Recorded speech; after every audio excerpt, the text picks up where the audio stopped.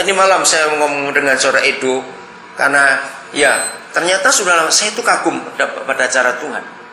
Sudah lama saudara kita di Cangwon itu minta saya untuk cari tenaga. Mereka perlu. Nah, waktu doa segala macam, lalu saya ingat Edo. Lalu saya telepon dia. Nah, oke siap. Tapi nggak tahu bagaimana. Saya juga baru tahu kalau betul-betul nggak gampang ngurus visa untuk ke sini. Nah, waktu saya sudah pasti mau ke sini dengan Pak Iwan, saya telepon Pak Endit, tolong beritahu Edi di Cangwon bahwa saya itu mau datang. Lalu Edi telepon saya, dia bilang, Om, kalau bisa Edo dibawa sekali. Loh, dibawa bagaimana? Saya kan bingung juga. Apalagi saya berangkatnya dari Australia ke sini, nggak dari Indonesia. Maksudnya gimana? Ya sudahlah, urusin visa. Ya udah, kirim aja sponsornya. Nanti saya urus tiketnya semuanya itu. Nah, saya juga nggak ngerti. Jadi kemarin waktu Natal di Cangwon, mereka berterima kasih. Mereka bercerita betapa sulitnya harus ngurus visa itu. Dan ini sebagai contoh, bagaimana kalau Tuhan sudah bekerja di antara kita, Tuhan akan membuka semua dengan baik. Saudara ingat, satu hati, satu jiwa, satu kasih, satu tujuan. Untuk apa saja dalam hidup ini, kita cuma lihat Yesus dan salibnya. Katakan amin. Tidak lihat yang lain, hanya itu saja. Sudah ayat 3. Masih bagaimana cara kita menyempurnakan sukacita itu? Ayat 3, dengan tidak apa? Mencari kepentingan sendiri. Nah, saudara, dalam hidup ini semua manusia sejak dia masih bayi ada unsur sombong. Itu wajar, itu manusia. Ada unsur egois, itu wajar karena itu manusia. Maka itu dalam sikap kita hidup bersama, jangan kita mencari kepentingan sendiri. Yang seterusnya atau puji-pujian yang sia-sia. Ini orang Manado suka makan puji itu. Cari puji-pujian sia-sia buat diri sendiri, tidak. Sebaliknya. Ya, sebaliknya apa? Ayo baca. Sebaliknya, hendaklah dengan rendah hati yang seorang menganggap yang lain lebih utama dari dirinya sendiri. Bayangkan, kalau firman ini kita pakai dalam hidup. Saya satu kali pernah ngomong pada beberapa orang, cobalah siapa punya jalur ke PBB, ngomonglah ayat ini, pasti nggak ada perang di dunia ini. Betul? Ya toh. Indah sekali pakai firman untuk hidup, saudara. Pasti nggak akan ada pertengkaran di antara kita. Nggak akan ada iri hati, nggak ada yang sombong, ada segala macam. Ada karena apa? Betapa hebat kasih Bapa itu. Ayat 4, janganlah tiap-tiap orang hanya memperhatikan kepentingannya sendiri. Begitu ada orang egois, begitu ada orang yang sibuk ngurus dirinya sendiri, nggak mau tahu yang lain, pasti ada kekacauan, ada kehancuran di situ. Coba baca lagi tambahan Yakobus 3:16. Sederhana sekali. Firman itu nggak pernah sulit, sederhana. Yakobus 3:16. Silakan. Yakobus 3:16. Ya.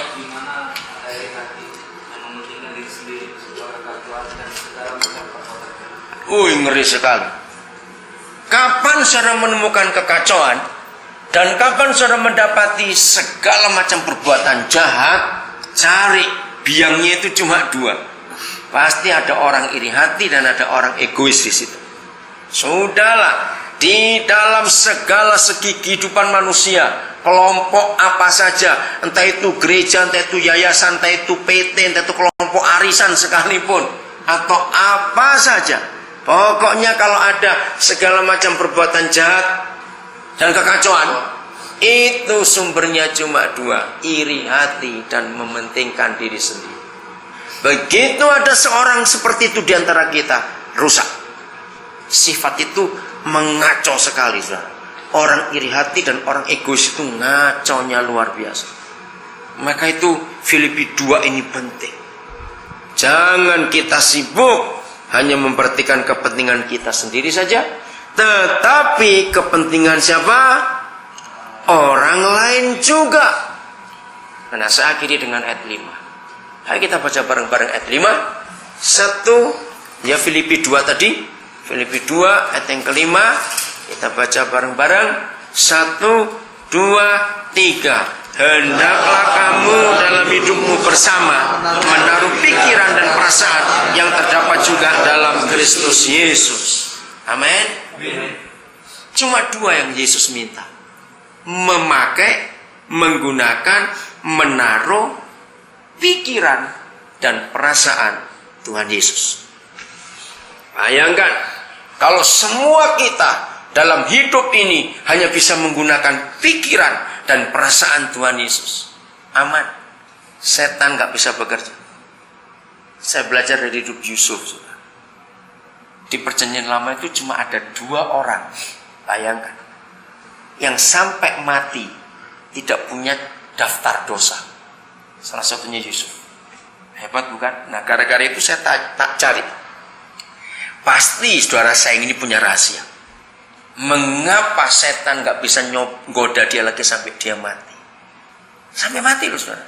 Musa punya catatan dosa, Nuh punya catatan dosa, Abraham punya, Daud punya, Salomo lebih gila lagi, istri banyak gitu. Ya, siapa punya? Tapi Yusuf ini enggak. Saya tuh heran kenapa. Nah ternyata ini rahasia. Ingat, senjata iblis cuma 2, penderitaan dan kenikmatan. Ketika iblis tahu dalam hidup Yusuf diberi visi yang jelas dari surga akan jadi orang penting, raja besar, iblis marah. Sebab apa? Dunia diberkati lewat Yusuf pada kalau itu jadi. Maka iblis menyerang dengan penderitaan. Kakak-kakaknya dirasuk supaya iriati, membenci, buang ke sumur anak ini. Enggak, mati-mati juga. Jadi waktu di sumur itu setan sudah nguping. Ayo sup ngomel sup, ngomel sup. Karena omelan adalah kekalahan. Ingat itu.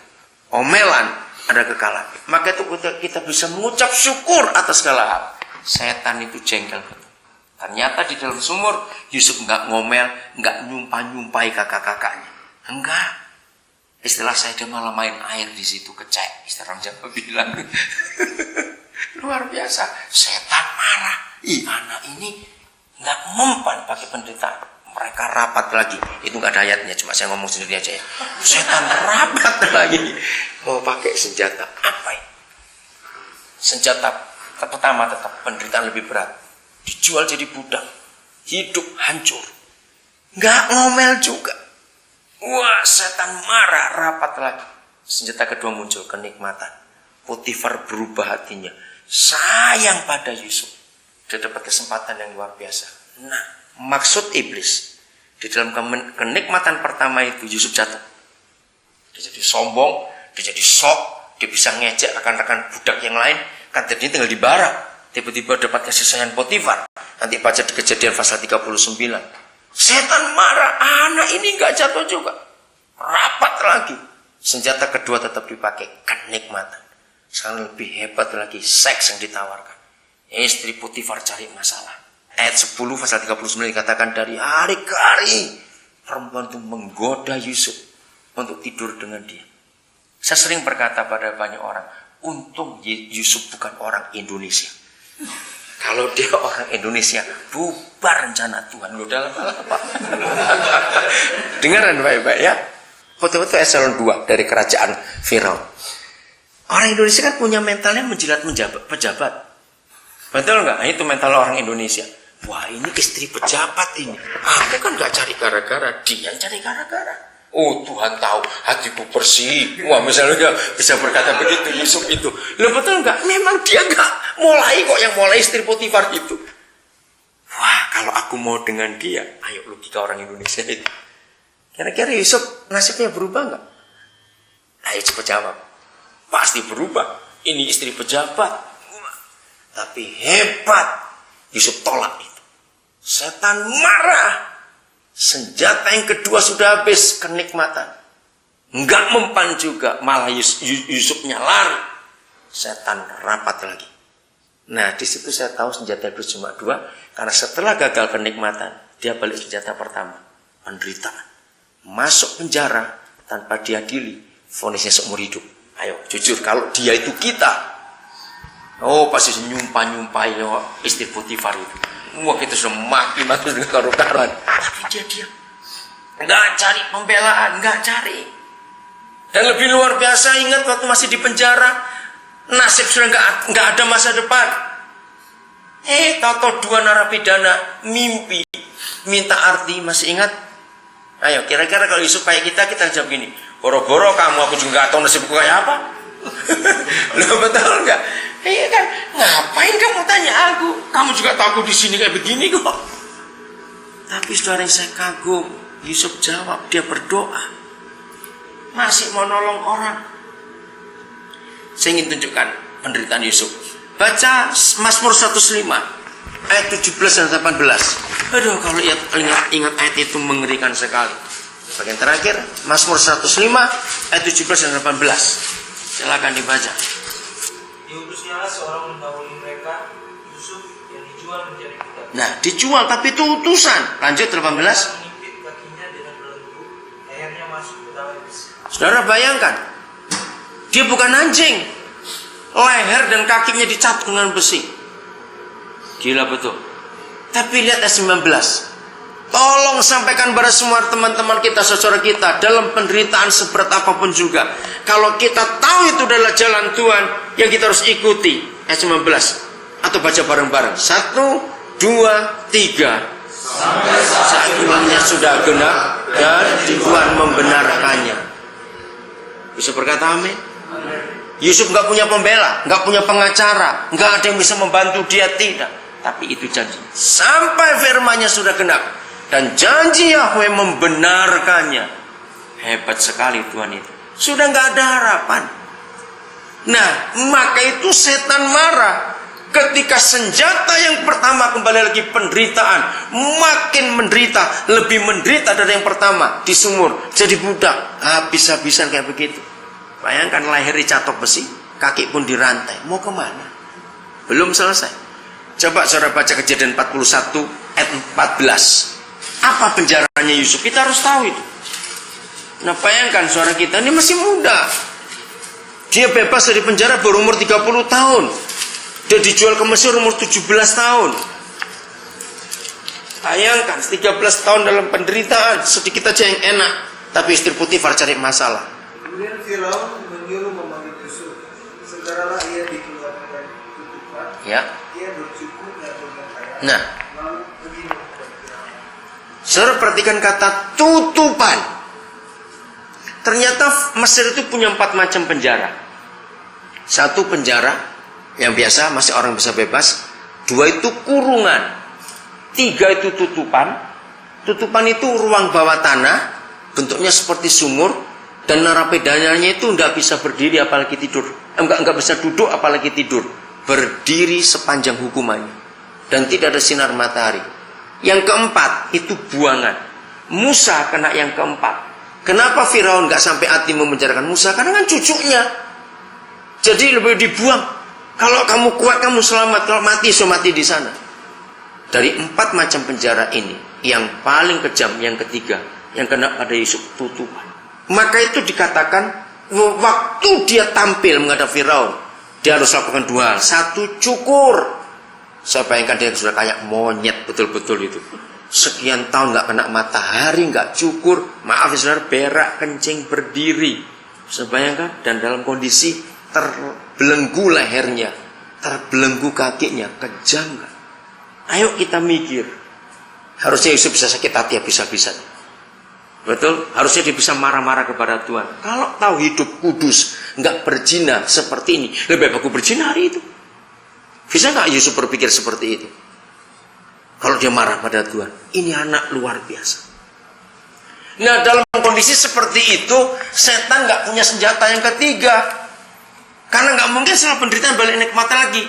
Akhirnya setan berkata gini, ya sudah sob, mulai hari ini sesuka-sukamu, senjataku sudah habis. Ngerti istilah itu saudara? Karena setan sudah nggak bisa lagi jatuhkan dia. Maka itu jangan ada seorang pun di antara kita yang kalah dalam hidup ini. Taruh, pakai, gunakan pikiran dan perasaan yang Yesus Tuhan miliki dalam hidup ini. Amin. Kalau itu kita pakai, hidup ini aman. Orang mau iri hati kepada kita, orang mau sakit hati kepada kita, kita tetap bersahabat dengan dia. Kenapa Yesus berkata, beri makan kalau musuhmu lapar? Aneh.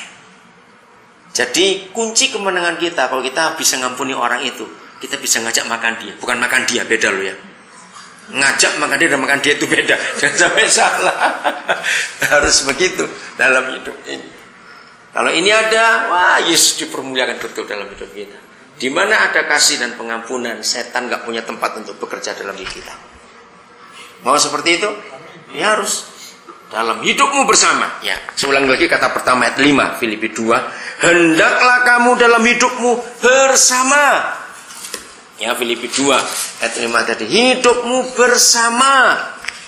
Karena kita selalu bersama-sama dalam hidup ini. Amin. Perlu sekali menggunakan, memakai pikiran dan perasaan yang terdapat dalam Kristus Yesus Tuhan kita. Makanya Tuhan memberkati saudara semuanya. Jadilah pemenang. Amin.